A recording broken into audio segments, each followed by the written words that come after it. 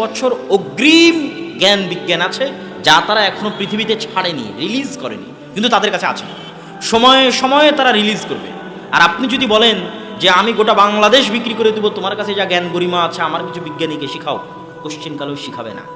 কেন? এইটা দিয়ে তারা গোটা পৃথিবীর উপর আধিপত্য বিরাজ করে রেখেছে, এক জ্ঞান বিজ্ঞান দিয়ে। এক জ্ঞান বিজ্ঞানের দাসত্বের একটা নমুনা আপনাকে দিই। একটা মুসলিম রাষ্ট্র উন্নত বিশ্বের কাছ থেকে একটা জেট ফাইটার বিমান ক্রয় করেছে।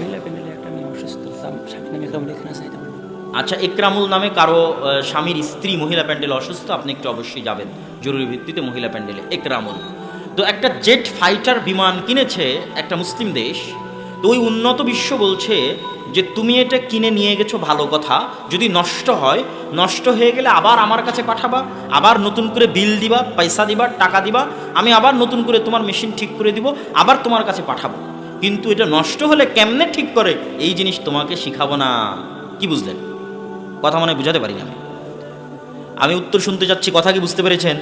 এই মাইক আপনার কাছে বিক্রি করেছি, বিক্রি করার পর বলেছি মাইক যদি নষ্ট হয় কেমনে ঠিক করতে হয় তা শিখাবো না, আবার আমার কাছে আসিও, আবার নতুন করে টাকা দিও, আমি আবার মাইক ঠিক করে তোমাকে দিয়ে দেবো।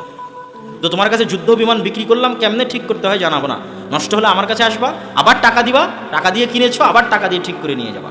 এর নাম হচ্ছে জ্ঞান বিজ্ঞানের দাসত্ব। তারা 50-100 বছর এগিয়ে। আর আপনি যে গোলাম দাস, এটা বোঝার জন্য দুটো উপায়। এক, আজকে আপনি প্রধানমন্ত্রী হয়ে যান, দেশের রাষ্ট্রপতি হন, আপনি বুঝবেন যে আপনি গোলাম। এটা অনেকের গায়ে লাগতে পারে কথাটা, কিন্তু আপনি বুঝবেন, আপনি প্রধানমন্ত্রী হলেই পরের দিন বুঝবেন যে আমি গোলাম, এটা গোলাম দেশের গোলাম প্রধানমন্ত্রী হয়েছে। আর একটা উপায় কি বুঝার? আরেকটা উপায় হচ্ছে আপনার গলায় যদি বাংলাদেশি পাসপোর্ট ঝুলান, বাংলাদেশি পাসপোর্ট ঝুলিয়ে এই 1,57,000 বর্গ মাইলের বাইরে বেরোবে। সেটা যদি ইন্ডিয়া হয় তো ইন্ডিয়া, সেটা যদি অন্য কোনো দেশ হয় তো অন্য কোনো দেশ। তখন দেখবেন আপনার দামটা কোথায়, আপনার ভ্যালুটা কোথায়। এই যে হাজারো যুবক বসে আছে, যারা কেউ ঠিক বলছে কেউ ঠিক বলছে না, এরা ওই যে বিশ্বকাপ খেলার সময় যেই সমস্ত দেশের খেলা দেখে লাফালাফি করেছে, চিল্লাচিল্লি করেছে, আবার পিকনিক করেছে, ওই সমস্ত দেশেও যদি এরা বাংলাদেশি পাসপোর্ট ঝুলিয়ে প্রবেশ করতে চায়, তাদেরকে ন্যাংটা করে ইমিগ্রেশনে পরীক্ষা করবে।